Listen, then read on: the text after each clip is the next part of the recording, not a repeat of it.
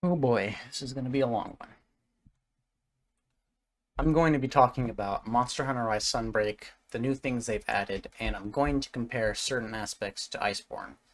Now, I know that it's not a fair comparison, and the reason it's not fair, in case anyone doesn't know, is that Iceborne has had multiple title updates and is completely finished. It's had all of the event quests that they've added.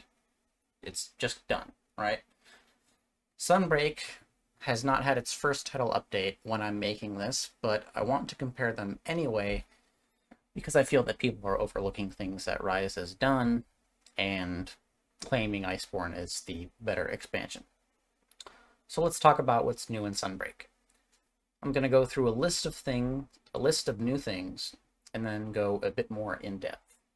So with the addition of Sunbreak, you have new switch skills, new wirebug skills, switch skill swap, quality of life improvements, a new feature for meals, new armor skills, new gadgets for Palicos and Palamutes, new maps, follower quests, new feature in the Argosy, and a new endgame system.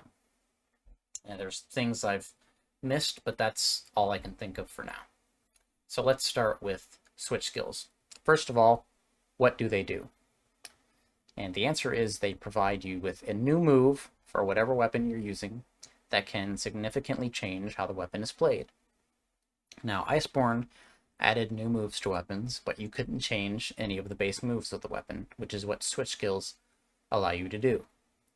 And then you have wirebug skills, and the closest thing in Iceborne is the Clutch Claw, in that wirebugs and the Clutch Claw are available with every weapon. Now, wirebugs either give you a new move to do damage or have utility in that they function as a counter or a repositioning tool.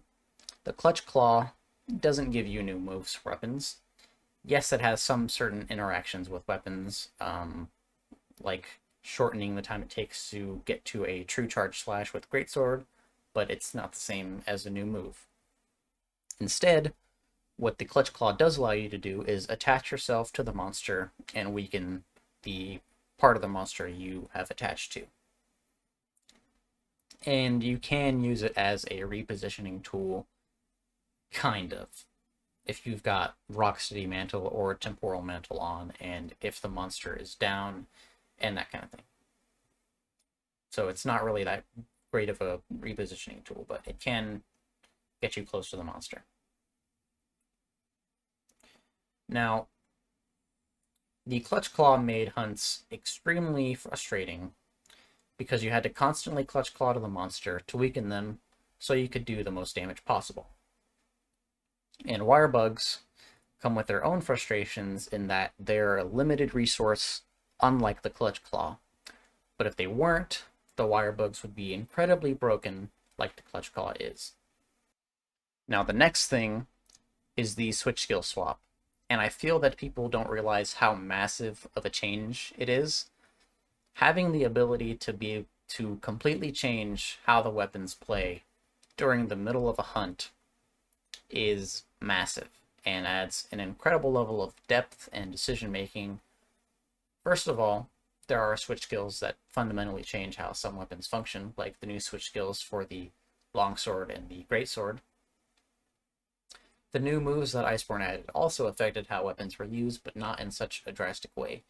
And switch skill swaps giving you the freedom to switch between two totally different playstyles in the middle of a fight. There isn't anything that you could make a comparison to in Iceborne. Now, on to the quality of life improvements. One of the main things Rise did differently was, instead of a regular mount, you instead ride on top of the monster and can control them to attack or ram them into walls a few times. But the problem with Wyvern riding is that doing wirebug skills causes the monster to enter a state in which they can be ridden, and any attack you do to the monster will cause you to Wyvern ride the monster, which can be pretty annoying because you have very little control over when this happens. Yes, you can forego using wirebug skills to prevent it, but the wirebugs are extremely useful, and giving them up would be a pretty big detriment. But with the addition of Sunbreak, They've made it so you can choose to only mount the monster when your weapon is sheathed, which for people who like wirebug skills but don't like being interrupted in the middle of a combo with Wyvern riding, that's a massive improvement. Another change they made is to wall running. And it may not seem like a massive change, but it is, because in the base game of Rise, if you were to dodge after using a wire bug for Traversal, you would not be able to wall run. You'd have to use another wire bug in order to start wall running, so that change made traversing the maps less of a hassle, and having the ability to wall run without any wire bugs is also a nice change. Now, there are problems with this change, namely when you are knocked down by a monster and you wirebug evade out of danger. What can sometimes happen is you can immediately start wall running, and depending on where the camera is, it can be a mess trying to figure out what's going on. It's happened to me maybe 2 times, so it's not a constantly present issue, but it is there. And when compared to Iceborne, the new mode of Traversal is the ability to summon a small monster like a Gastodon and ride it to the monster. But you don't have any control of the monster, you're just a passenger, and it's extremely slow, so it's not all that great. And the Traversal in Rise is miles ahead of Iceborne. And the next thing is the new meal feature. So when making your Dongo set, you have a new option called Hopping Skewers, which allows you to upgrade the effect of meals to level 4, which enhances the effect of the Dongo, but it goes in a descending order. So the first Dongo you choose will be level 4, the next will be level 3, and the last will be level 1. And for reference, the base level of Dongo without enabling the Hopping Skewers is level 2. And with the Hopping Skewers, it adds a new element of preparation for people who want to take advantage of it, and there isn't any equivalent in Iceborne. Iceborne did add new ingredients for new types of meals, but that was it. When it comes to unique armor skills, I think Rise definitely pulls ahead in terms of the number of unique skills, like Bubbly Dance, Foray, Bloodlust, Bloodright, Furious, Mail of Hellfire, Dragonheart, those types of skills. And they function most similarly to the set bonuses in Iceborne. The most obvious example is Fatalis' armor, which increased the limit for certain skills like Divine Blessing and increased the amount of base health you have. But in Iceborne, you could put certain Elder Dragon set effects on weapons to help with diversifying the amount of armor you could use, which is something Sunbreak doesn't have. And I think, in fact, the only weapon you could do that with was Safi Chivas, if I remember correctly. But you might have been able to do it with something else, but I don't think so. And I'm going to wait to go in depth about the endgame systems for both games. But next on the list is new Palico and Palamute gadgets.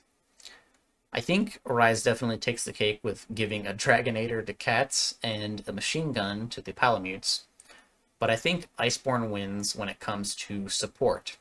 Having an extra feint in Iceborne because of your cat was massive, and having your cat jump on monsters to steal parts made grinding for said parts a bit faster, as well as the distraction gadget and the coral horn and the buffs that it could give. So I definitely think the new Palico gadgets they added in Iceborne are better when it comes to support, but I think Sunbreak beats it in terms of the attacking gadgets. Moving on to the new maps. Sunbreak and Iceborne both added 2 new maps, and the maps in Iceborne are bigger and more detailed, but that doesn't necessarily make them better. They are beautiful and well crafted, but the Hoarfrost and the Guiding Lands aren't fun to traverse, especially when the monster you're fighting keeps changing areas. Both maps in Sunbreak make traversal extremely convenient. My only complaint is with the Citadel. I would like another camp on the left-hand side of the map. Sunbreak also added buddy recon spots, which function as fast travel points, but they are a one-time use per hunt, so it's not all that convenient.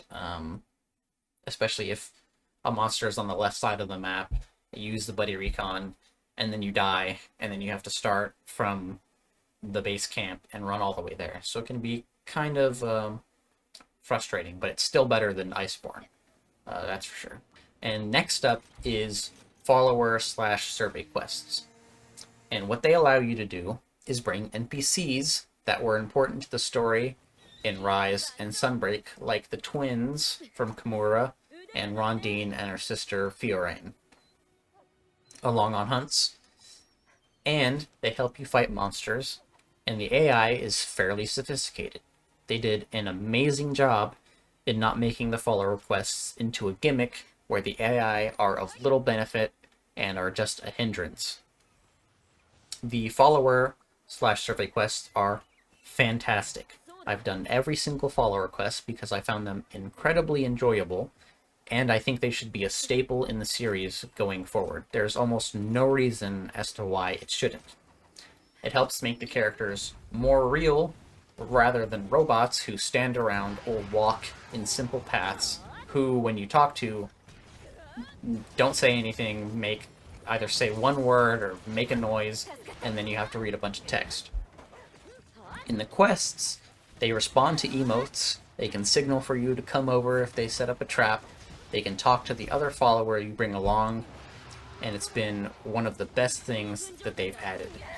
The closest equivalent in World/Iceborne would be the unique quests, like the first time you try to repel Zora Magdaros, and when you have to repel Velkhana from Celiana, and the quest with Deviljho where the handler is stuck riding on Deviljho's back, and there are probably other quests I forgot, but even then, nothing even comes close to the follower quests of Sunbreak.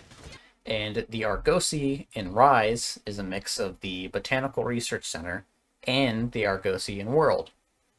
With the addition of Sunbreak, though, they added a new option called Backroom Deals, which can give you items like MP Accelerant, which allow you to immediately finish melding, as well as rare trade-in materials, and a unique material you can only get with Backroom Deals that you can use to make an armor set with. Whereas the Argosian World just gives you the option to select if you want trade-in items, consumables, or materials. And finally, there is the endgame systems for both games. And I'll talk about Iceborne's first because it actually has a few. So the first one I'm going to talk about is the RNG system. In World, decorations were random, and you could get them a number of different ways, either by doing event quests, or by fighting master rank monsters, or tempered monsters. After every hunt, you get a face stone of a certain level, which can turn into a wide variety of decorations, and because Iceborne added level 4 decorations, you could have one level 4 decoration with 2 skills on it, for instance, Quick Sheath and Critical Eye. The way Iceborne implements its RNG system is addicting because after every hunt in Iceborne, you get to open a face stone with a random decoration inside, and tempered hunts give you more face stones for better chances at a good decoration. Also in Iceborne, you can make decorations in the Melder as well, but you can only make 3 at a time, and it requires other decorations rather than monster parts, and it can be fairly expensive. And you also have the Kulve/Kiar weapons and Safi Jiva weapons, which are essentially RNG weapons that can come with a variety of differences, and Safi Jiva's weapons are highly customizable, but they also have a RNG system attached to them. In Rise, the RNG system is talismans. And the way you get talismans is by throwing monster materials in the Melder, essentially putting an order in, and they complete by doing hunts, and when they're done, you can open them up, and you have a large amount of talismans to sift through depending on how many materials you put in. And Sunbreak does not yet have any RNG weapons. In terms of efficiency, I think the system for Rise is better, but it's not as satisfying as completing a hunt and seeing what you get. And what's funny is that in Iceborne, you don't have to do a hunt for the melter to finish. You can just pick up your decorations immediately. And I would very much like to get talismans after every hunt like you do with decorations in Iceborne. So what other endgame systems does Iceborne have? Well, you have the Guiding Lands, which has every type of environment from world in one map, with a variety of different monsters, all with their own unique materials for the Guiding Lands, and each zone has a corresponding level to it that goes up to 7, and the higher the level, the more likely tempered monsters are to show up, and I'm pretty sure tempered elders only spawn if the zone is maxed out. And the tempered versions of monsters also drop their own set of unique materials required for augments. Augments allow you to remove the upgrade limit for armor, and for weapons, you can increase the attack, affinity, defense, slots, add health regen, or increase the element or status. And Rise has no equivalent system to augments currently. The first title update is adding a new system for armor, which we'll have to see what it's like when it comes out. But what is Sunbreak's endgame system? And Sunbreak's endgame takes the form of afflicted monsters. And afflicted monsters are essentially tempered monsters, but function a bit differently, in that when fighting afflicted monsters, certain parts of their body will begin to glow, and when you attack them enough times, they'll explode, dealing massive damage to the monster. And if you do that enough times, you can get the monster to enter a down state for you to deal damage to it safely. So it functions similarly to how mounts do in World. And each monster has its own type of afflicted material associated with it, and you need afflicted parts to upgrade weapons to the final upgrade tier, and they have a specific weapon you can make with the afflicted parts. In the first title update, you'll be able to use afflicted parts to modify armor, but I don't know to what extent. So when it comes to endgame, Iceborne is significantly better for now. I, however, am confident that with more title updates, Sunbreak's endgame will be better than Iceborne's. And remember, Iceborne went through a lot of updates to get where it is now. And Iceborne hasn't had any. But those are the main things that I wanted to look at and compare. And it's really hard to compare the DLCs because Rise is such a different game to World. And there isn't a conclusion I've made about which one is better because they are so vastly different. And one is complete and the other isn't. But I just wanted to lay out what I thought each DLC did better so that the series going forward is better. But anyways, that's pretty much all I had to say.